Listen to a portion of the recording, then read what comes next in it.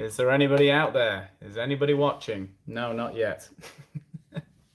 So far, this is a spectacular failure. We're going to look at some speaking today. Oh, nobody there. Nobody there yet. Let's see.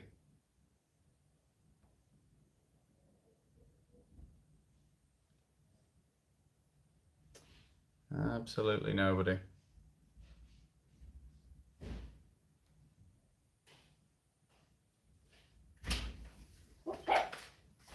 Anna, let's go. Leo.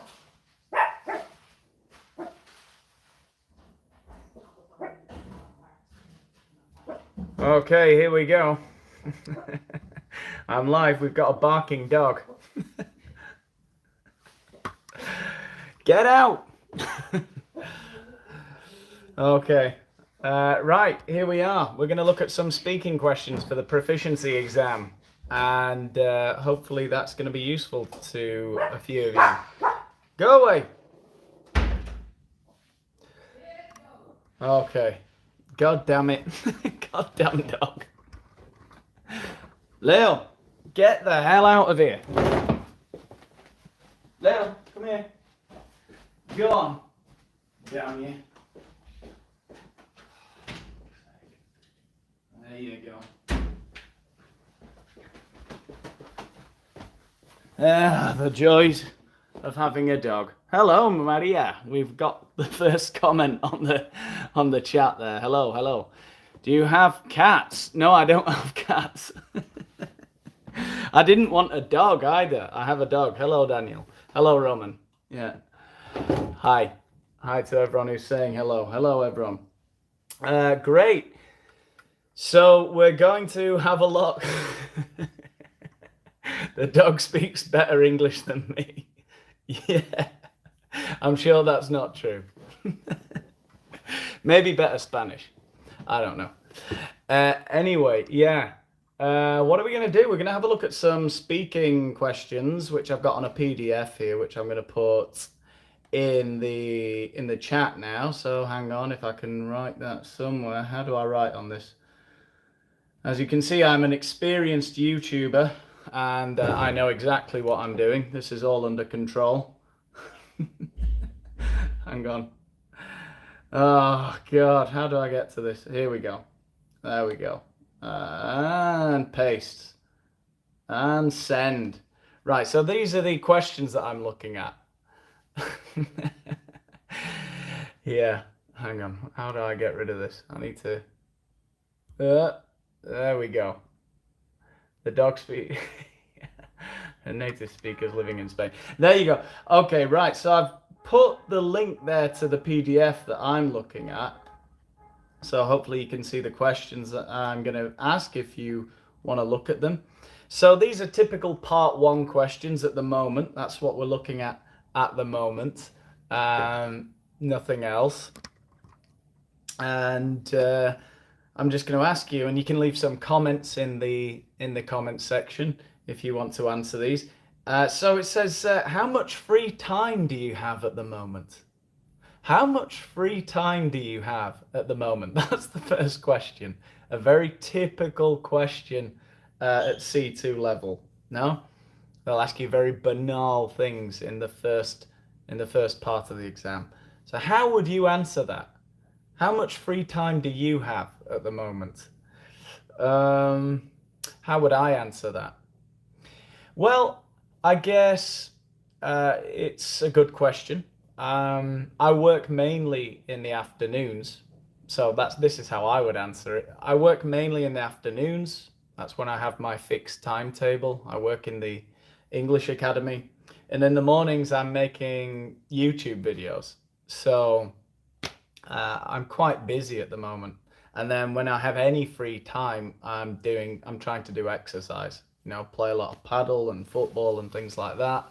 And yeah, so I don't have a great deal of free time, unless of course you count doing exercise as free time, which I suppose you could.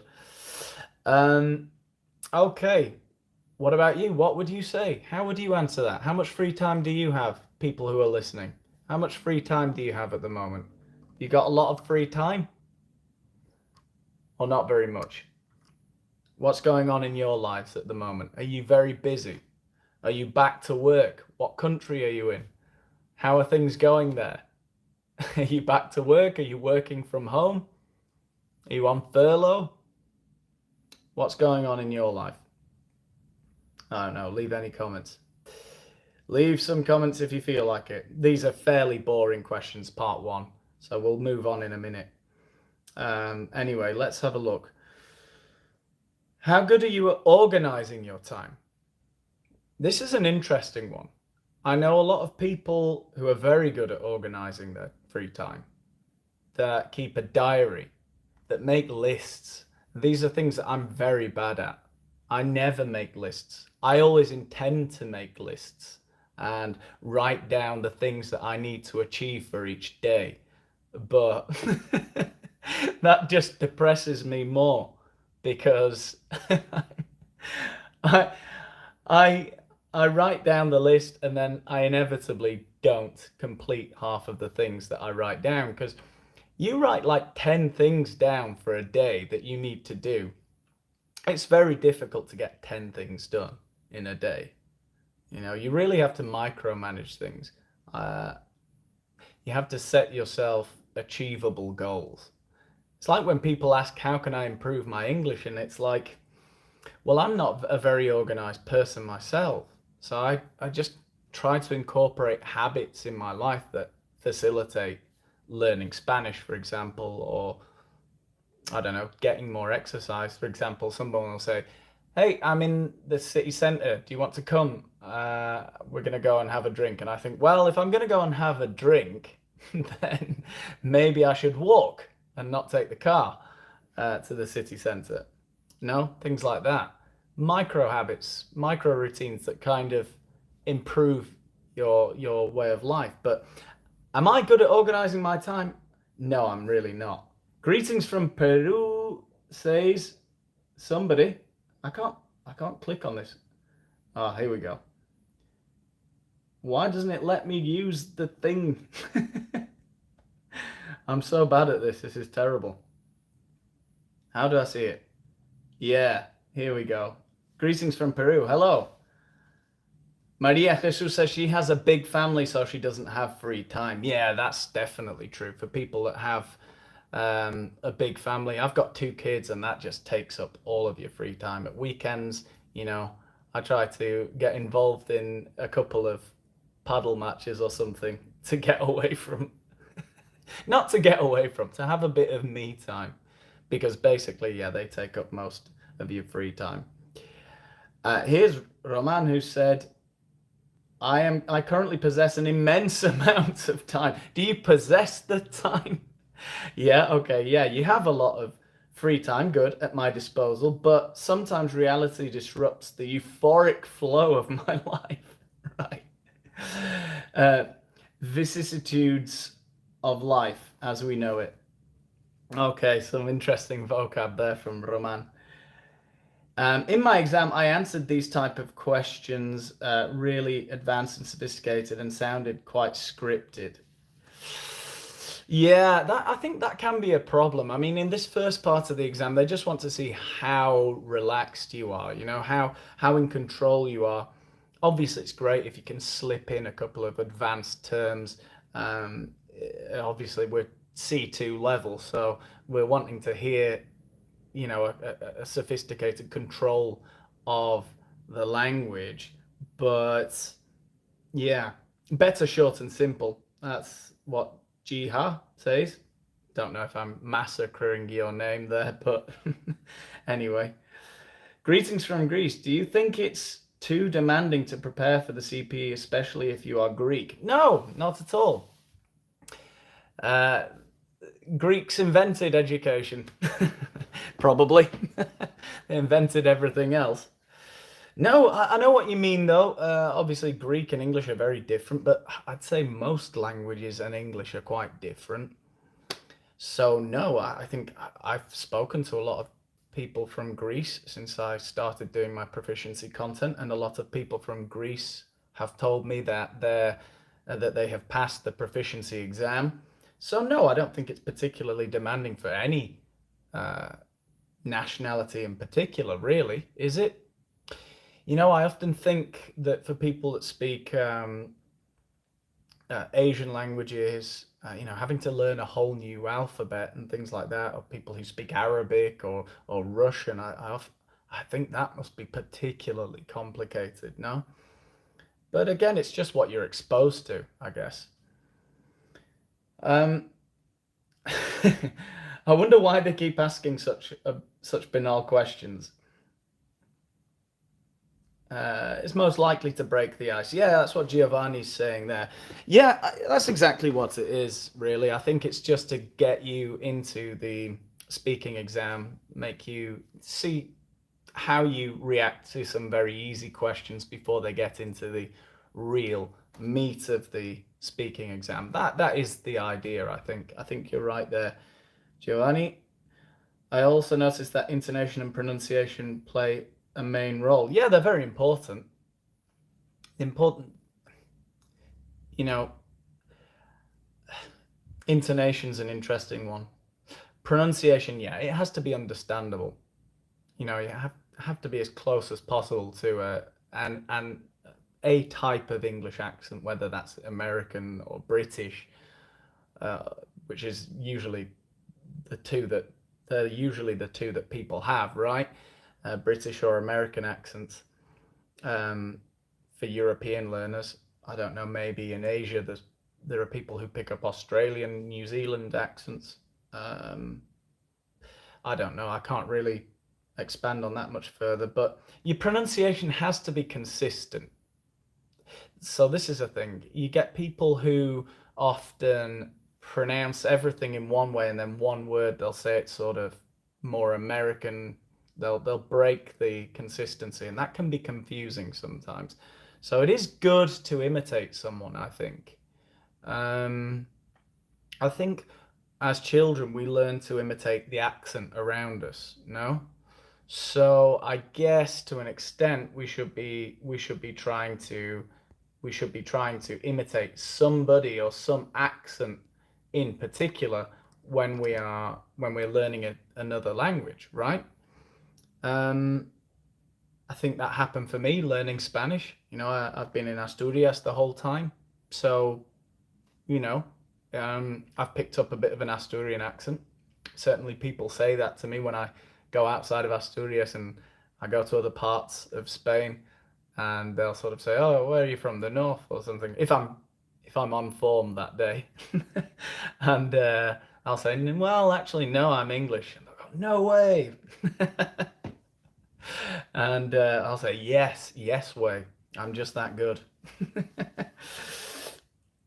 Yeah. Uh, so yeah, Roman says I misused possess. I just want to be able to come up with a good advanced alternative for have. Yeah. Well, I don't know if any of you have watched Friends, but there was an episode where Joey used a thesaurus for his entire uh, application letter for a job, I think it was, and he signed it at the end instead of Joey Tribbiani, uh, Baby Kangaroo Tribbiani, because Joey is the name we give to baby marsupials, of course. Uh, and Smarto says, thank you for the videos, they're so helpful. Well, that's great to hear. I've got another video coming out today. Will probably be out around 4 o'clock Spanish time. But yeah.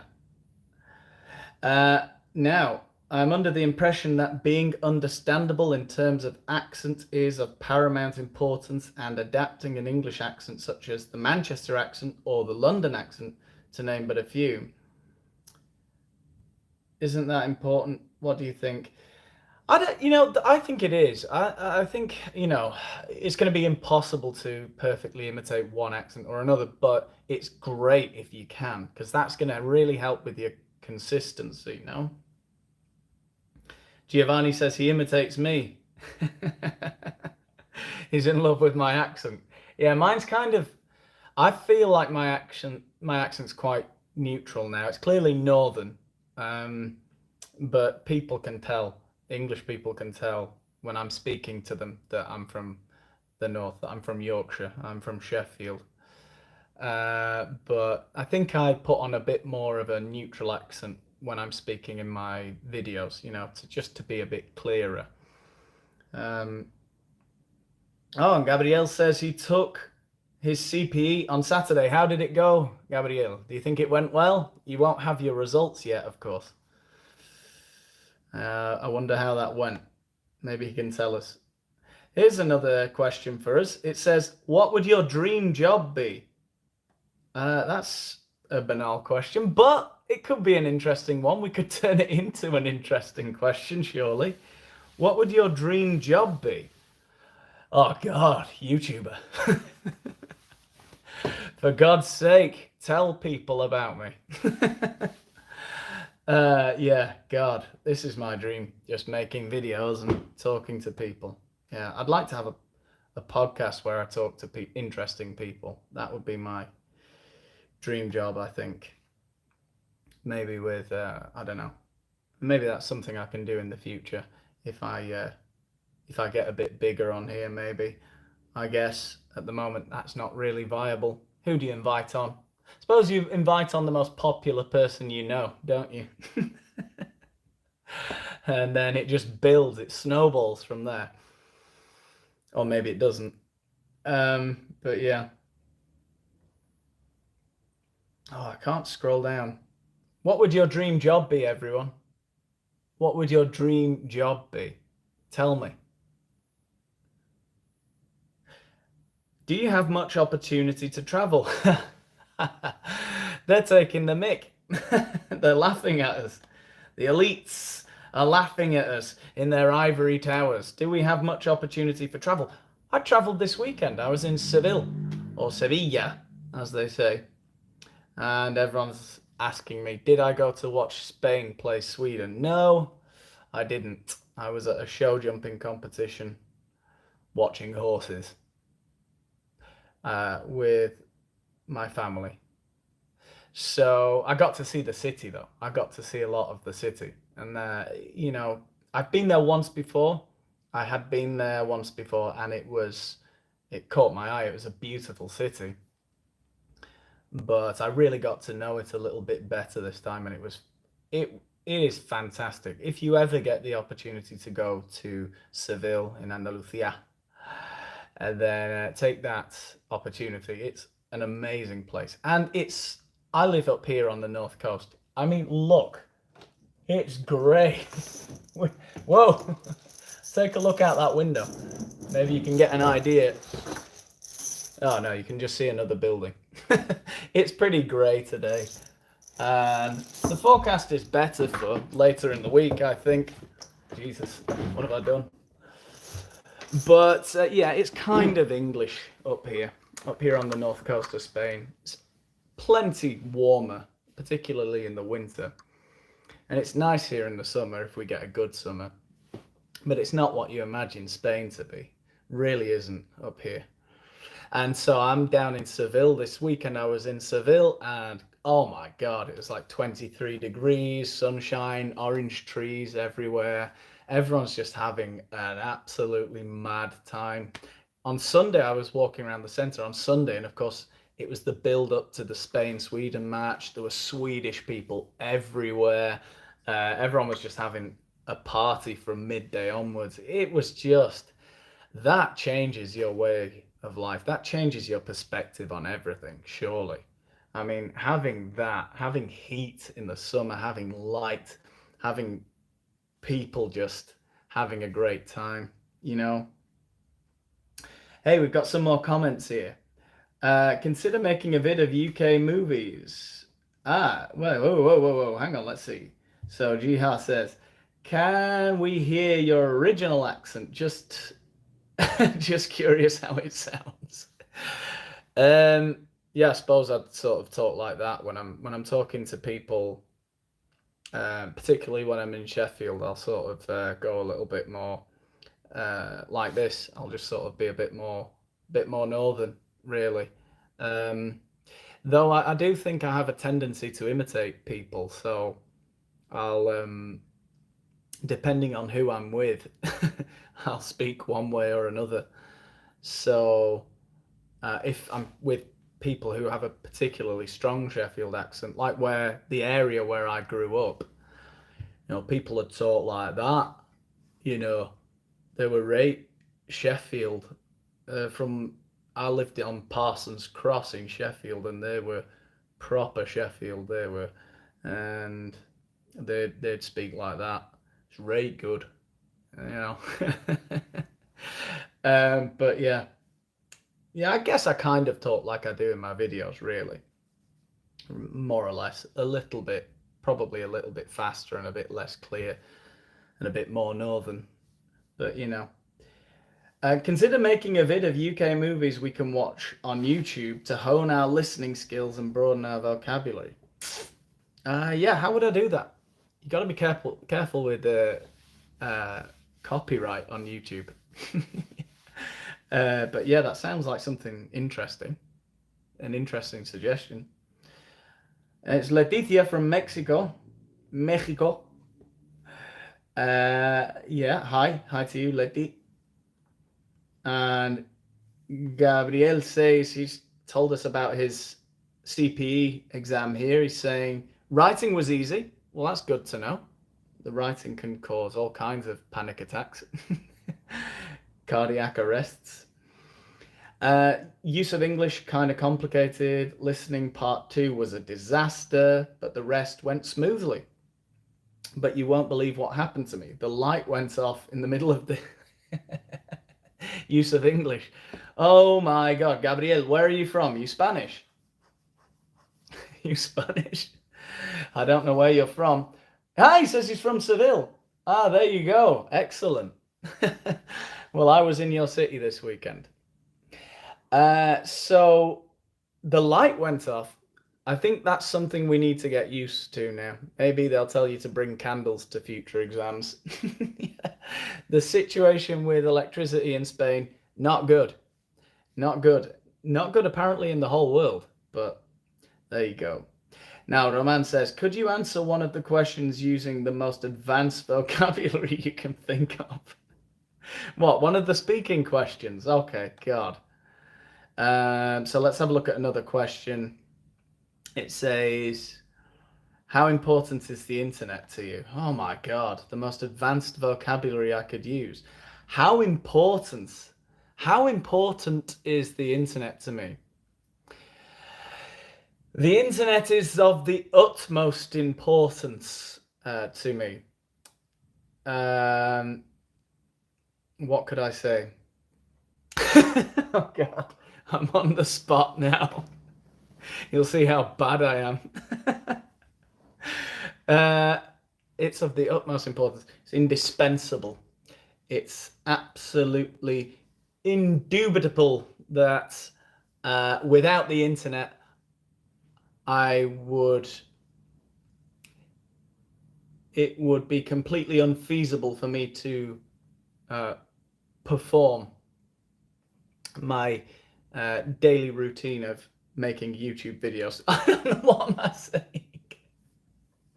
Why would you tell me to do that? It makes me look stupid. Anyway. Oh, the computer shut down. Oh my God. Yeah. Yeah, there you go. Yeah, sorry, Roman. That was a bad idea. Giovanni says, English teacher 100% here in Italy, of course. And I'm close to reaching my goal. Yes, not my goal, God willing. I'll take the competitive exam soon. I don't know whether competitive exam is the right word. I don't know if it's the right word either. Competitive, competing, official exam, no? Yeah. I certainly did fail. Anyway, I'm going to put a link now I'm just going to give this a few more minutes because I'm getting quite hungry. I'm on a diet and I am starving. How important is the internet to me? Obviously, I wouldn't have all of you guys without the internet. So it's pretty much my life now. It goes YouTube, the kids. Yeah, it's pretty important. This is like the most fun I have in terms of working, you know. So yeah. Okay, I'm gonna have a look at if you scroll down and you're gonna have to spin the document round if any of you are looking near the top of the comments. I did put the link to this PDF I'm looking at. And I'm gonna have a look at some photos here. And it says a TV documentary working in the food industry would be the name of it. And we've got 4 photos here. And I guess, what can we see? What can we see in A? I can see, it looks like Seville. It looks like somewhere in the south of Spain, you know? It looks like people having fun, you know, on a street, you know, on a restaurant terrace, having dinner outside. Fantastic. Yeah. B, we can see someone selling, I don't know, what's that? Ice creams in like a, I don't know, what would we call this? A stationary, what do we call these things? A food, not a food truck. What do we call them? The word's gone. What do we call that thing? Does anybody know the thing I'm looking at? The English teacher wants to know what's in the photo. A food stand kind of thing. It's not a stand. That's the thing you'd see at a market. Like a fast food van. It's not exactly a van. I can't think of the word. But yeah, he's a vendor, right?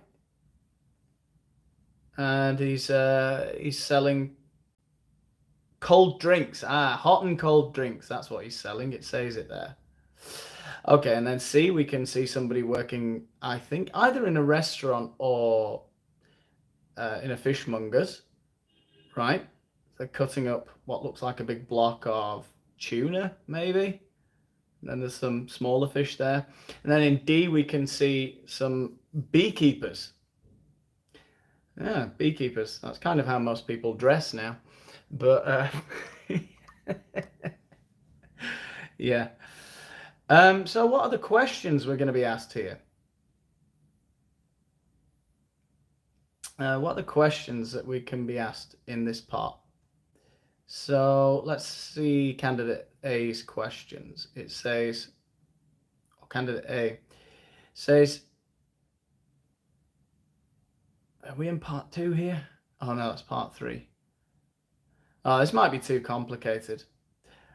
I think I'll move on to part 3 because we're going to have to be switching between the pictures and the questions. It might be too difficult. Let's have a look at some part 3 questions, which are generally more interesting, I think.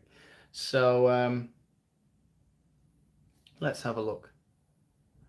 Part 3. Generally speaking, do you think you are a decisive person?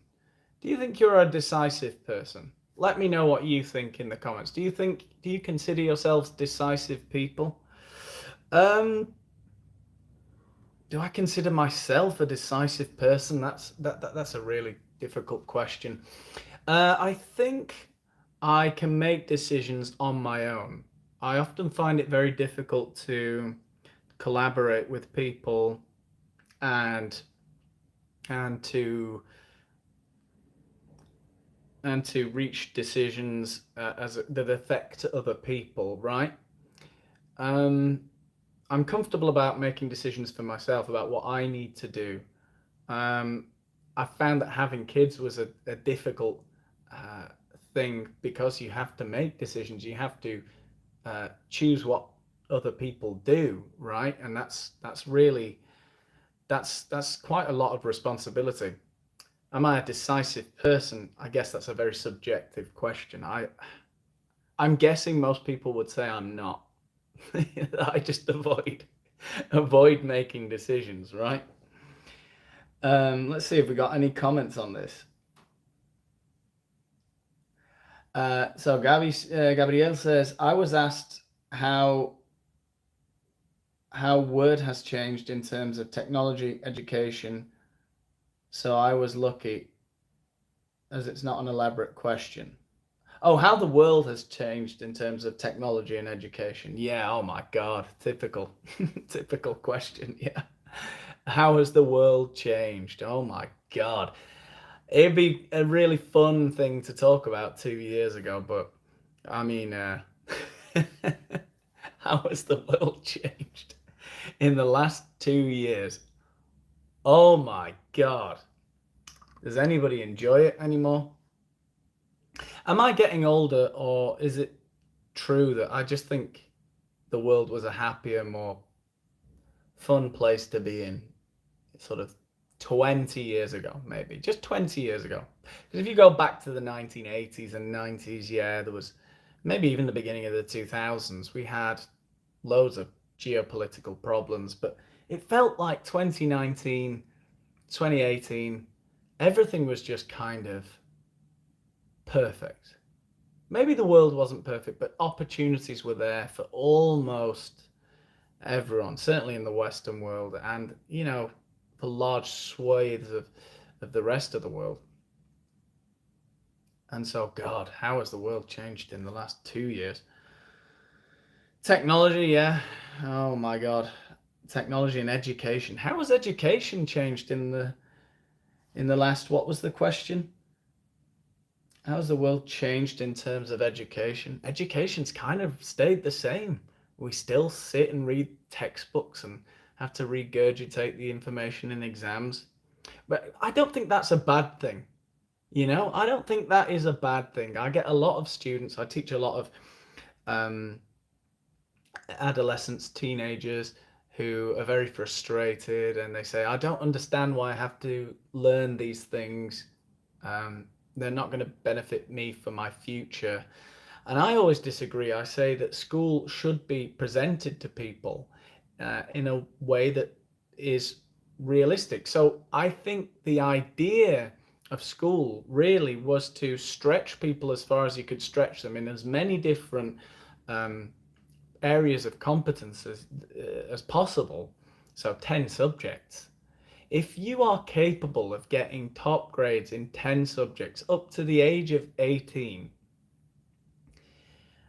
you're going to be pretty much unstoppable, because that means you're capable of taking in vast amounts of information, reproducing it in a way that is sufficiently, that shows to a sufficient degree that you have a good command of the topics. And then you're going to get into a good university, and good universities are good universities because of the screening process, right? They only allow in the best of the best in Harvard and the Ivy League schools in the other Ivy League schools in the US, or Oxford and Cambridge in the UK. We know that at that age, at 18, if you've done that well, if you're getting top grades in 10 different subjects, you're a phenomenon of nature. You're going to be unstoppable, right? And I think that's what we should tell kids. We're just pushing you to see how far you can go. How good are you? The chances are, if you're that good at 18, most jobs that require learning new skills and putting them into practice, you're going to be good at. It's as simple as that, really. Yeah. Roman says, indubitable. Is it undoubtable? Yes, it is undoubtable. It's the same, indubitable. Hi from Valencia, says Pepa. Hello.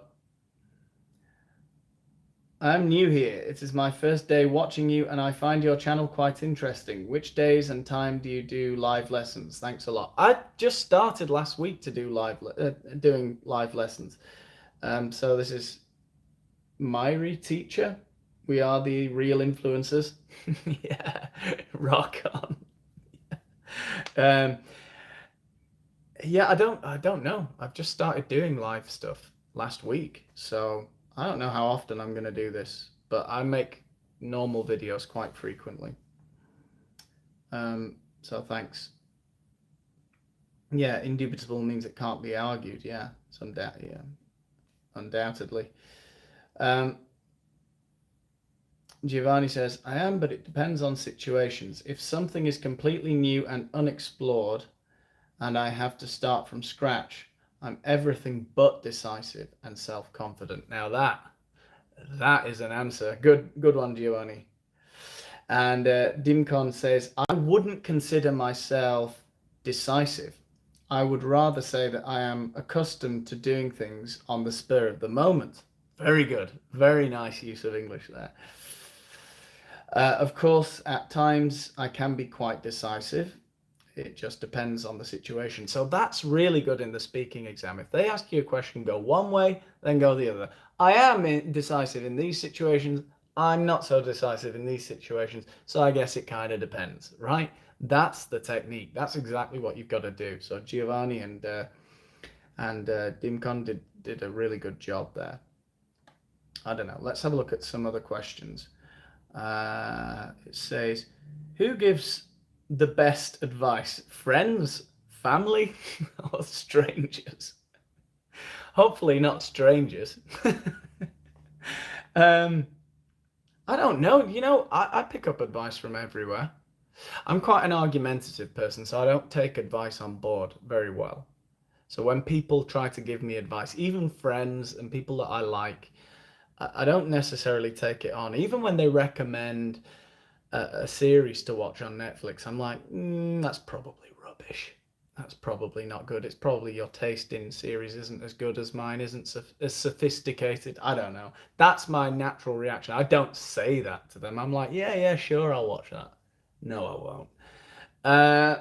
But that's just my natural, visceral reaction to it. Um, so I get a lot of my advice from sort of watching. I don't know. I watch a lot of YouTube. I watch a lot of podcasts. I watch a lot of famous people on Joe Rogan, sort of giving their life stories and talking to talking for a couple of hours about things that they've learned. And I tell you what, I get a lot of inspiration from those people. A lot of other YouTubers, that was just one of the most obvious ones, Joe Rogan podcast, which is now on Spotify, not on YouTube. Um, yeah, that's one where I get a lot of advice from all kinds of intellectuals and just people who are in the public eye. Um, Absolutely, it can come from the strangest places, it really can. But I certainly do have this sort of hero worship for certain people. I'm getting into boxing a lot recently, and some boxers I really like to listen to. Tyson Fury uh, is a man who I think has got a very interesting philosophy on life. Mike Tyson, on the one hand, seems like a lunatic, and then other times you listen to him and he's a very deep, sort of spiritual person. And he has some really interesting streetwise advice for people, you know. Where does the best advice come from? That's really, I don't know. I don't know. I'm sure people's parents and family members are the ones um, who generally give them good advice. Teachers, I guess, for certain things. I didn't. Most of my teachers at school were kind of whatever. I had a couple that I really liked. Did I take advice from them? Not really. I just thought that they were good at teaching me. Getting me to behave was really the big one. If they could command respect, you know, I don't know. What else? Friends? Yeah, I don't know if I could take advice from friends, really. Not really. People are older than me sometimes, though I argue with them. I do take it on board. I do think life experience is very important. So, are you a good person to go for advice? Uh, About the proficiency exam, I'm the best. Yeah. I don't know. Am I a good person to go to for advice? Um, I do like talking about things. You know, I like it when people are talking about ideas and theories and problems. Do I give good advice? I think I have an interesting side to me, which is I'm not very good at small talk. So if someone talks about something that's really bothering them, that's going to interest me a lot more than if they say, "Hey, how's things at work?" Which I find it's like, yeah, good. I never know how to answer those kinds of banal questions. So I'd probably be very bad at the speaking exam at proficiency level. I don't know. Uh, so here we've got a comment from Samaro. He says, I believe that this has to do with the views and personality of everyone, but also the experience. Usually parents are more experienced. Nevertheless, I think that friends are also quite good. Yeah, I guess it just depends on the circumstances, no? Yeah. Okay. Gabriel says, your accent is so clear, even though I am accustomed to hearing American accents, and I find it quite difficult to understand the British accent. Yours is excellent. Thank you. I've been working on it for 32 years. It's my birthday in 2 days. I'll be 32 in 2 days' time. So there you go. Roman says, in my opinion, friends give the best advice because they want you to do or have what you want. Family seem to wish you the same, but they often want it their way. Yeah, I think I know what you mean. And it's a good definition of friends. Friends are people that want the best for you. You can often tell if someone's a toxic person by their reaction when something good happens to you. You know, if you explain something that you're excited about or happy about, and then they'll tell you the downside, and it's like, well, that's not what I wanted. I've just got a new job, and they're like, oh, you're gonna have to be working a lot more hours. You know, many more hours work. It's gonna be tough. You're just like, go away, you narcissist. Strangers' advice. This is Roman again. Strangers' advice depends on their knowledge of the situation you're in. Yeah, I guess so. I guess so. I don't know. As I say, I pick up advice from everywhere. Just people I've listened to, snippets of things that stay with me my entire life, even just lines from films and TV shows that stay with me for a long time. You know, I do listen to quite a lot of sort of self-help gurus and things like that who tell you ways to improve your life. You know, I like listening to those videos to make how you can be more assertive, how you can get the things that you want. So I do think a lot more about my future because of listening to those sorts of people. But yeah, I don't know. Anyway, I'm damn hungry and I'm off to get some food. So I think I'll see everyone in the next one. It was fun again. Thanks for all of your comments. Gabriel's just said, do you have an in-person academy or do you work for a company? Yeah, I have an academy. I have one in Gijón and one in Oviedo, and I work mainly in Oviedo. And Dimcon, one more comment here. He says, I am of the opinion that I am the proper person to go for advice since I am quite affable and my harrowing life story will bring a tear to the eye of heaps of people. Fantastic. I think that's the best place to finish there. We've done 45 minutes today. It was very fun. Really enjoyed speaking to you all. If you've got anything else to ask or any other comments, you can leave them on the video when this is processed. I'm going to leave it up as a public video. So remember to watch my vocabulary video that's coming out later today, probably about 4 o'clock. And I'll see you in the next one. Take it easy. Bye.